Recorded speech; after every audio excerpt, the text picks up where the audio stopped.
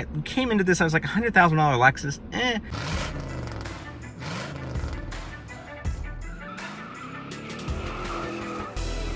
Exterior of this car is just beautiful. It's got the afterburner effect in there. See how it looks like the lights go on and on. It's got the wing that can go up and down, as I'll show you later on. These 21-inch wheels, LFA door handles.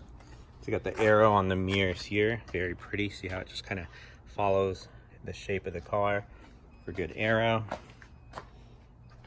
It's got the nice lights down there. It's got the 2 patterns in the grille, which is super nice. Those ducts are actually functional for the brakes, so it uses the air for that. It's got the 3 little eyes in there for the LED headlights and stuff like that. So yeah, it's overall a nice looking car. This one does have the carbon fiber roof as well, and it's got this like metal piece that runs all along the car itself here. Let me show you how these look when they're light up. For like, actually rather, this one has a little L pattern for like Lexus. So it's a pretty good looking car overall. I like the shape. I just wish this grille were a little, you know, more streamlined and less aggressive. Let me know what you think down in the comments. Pretty cool how the wing goes up. And let me show you, yeah, the headlights I think are on. Well, we'll put them on just to be sure. So there are the LEDs in there. Pretty cool. I do like the little pattern in there, and there's like a different pattern down there. That's better. It's like nice attention to detail. I just wish it wasn't so big. There's this little pattern in there. So you kind of got the carbon like look in there. You got carbon here. They cover it here. It's kind of exposed here, so that be careful if you own one of these, it'll scratch. You got pretty much every material is nice on this. You got tons of the Alcantara. Up here, this package has the whole roof liner is full Alcantara. These seats are really nicely bolstered and they're so comfortable and so squishy. You just sink right into them. This leather is just like buttery soft. Like honestly, outside of like a Bentley or a Rolls, any high-end car like that, this is definitely up there with like a Mercedes, things like that. Not a huge fan of that shifter there. It kind of feels like it's off of a Prius, honestly. I love the head-up display. I love the LF, freaking Lamborghinis. The LFAS gauges there. Things like that are very nice. And it's got this center screen. It's got this, not a huge fan of this interface here. It's just on a ride with some friends. This is a nice handle for the passenger, things like that. And they get another one there. Again, nicely finished in leather. Nice leather here. Dash. Part of the Mark Levinson sound system. Mini speakers up there. Again, this is just so nice. They didn't need to finish this way, but they did. Frameless mirror up there. This is pretty cool. It's all like fiber optics in there making this pattern, which is neat. Nice Lexus clock. Nice wide screen there. I do wish it was a touch screen, but you're still on this interface. It's gotten better, the Lexus interface. It's definitely one of the few, you know, weak points of this car. I would say we'll discuss a few others in the drive review. The blue button there, you know, for start stop or power, because it is a hybrid after all. Nice climate control, nice look and feel and click of these buttons here, things like that. Lots of vents. It's very easy to get how you want.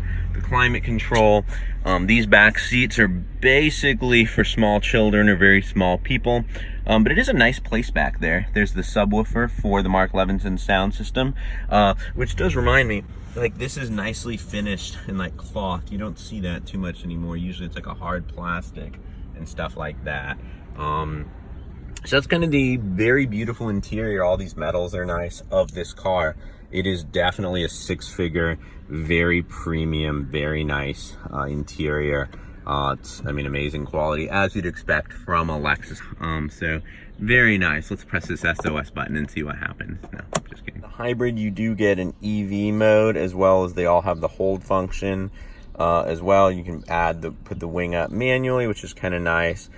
This is a very nice interface to use for the volume. I like that there's a physical mute button or power and a volume control and physical controls here for the radio. Love that. Love that there's still buttons here.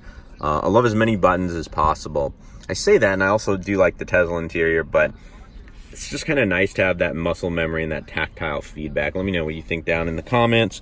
Big console back here. I mean, it's not huge, but it's pretty nice. It's definitely enough to store stuff, and then in the door there you can, you know, fit a water bottle, things like that. One cup holder here, and then one like kind of cup holder here, and then storage over here. This one gets a little wobbly, as you can see. I had a spill. I'm gonna have to clean that up later. Got it mostly cleaned up, but gonna have to finish that off later. The belly of that beast, it's the same or a similar 3.5 liter, I believe, to their, you know, 350 cars. And then of course it has the hybrid system on top of that for about 80 extra horsepower, 80 extra torque.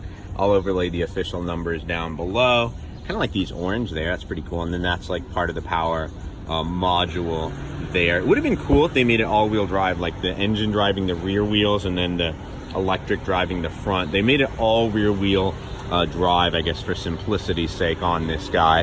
One thing this one does have, because it's optioned with that package, is it has rear wheel steering, limited slip diff. So we'll talk more about in the drive review. Love these off the GTR. They just kind of, when you lock it, you just kind of tap them and they go in, and then you press this and they extend out for you there. Very nice touch. Just really is a pretty car, especially from, you know, this like back angle here. Wish this didn't come down there. It kind of looks, you know, it's not my personal favorite thing in the world. But it is very nice, and overall it's a nice appearance. I'd give you exhaust, but it only revs to 2,000 because it's the hybrid, and you'd want to hear the V8 anyway, which we'll talk about more in the drive review. So the startup sequence is pretty cool. Let me just show it to you. Or not. There you go. And the head-up display does it too. You probably can't see that, but it does, I promise you. So as a grand tour, this car is, gonna put the windows up.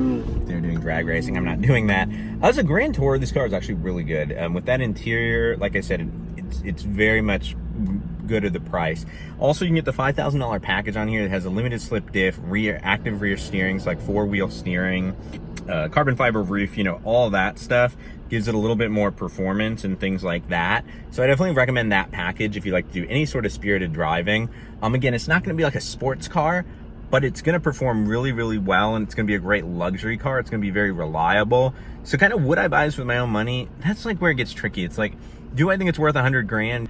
Seeing as how expensive cars are now, I definitely think the interior, the performance, kind of just the whole package sort of does justify that price. I know coming into it, I definitely didn't think I would, but having lived with it for a week, it's definitely an impressive car. It's just kind of a great all-around car, and I remember that from the old SC Lexus, Sport Coupe. This one's the LC, which I guess stands for like luxury coupe or whatever.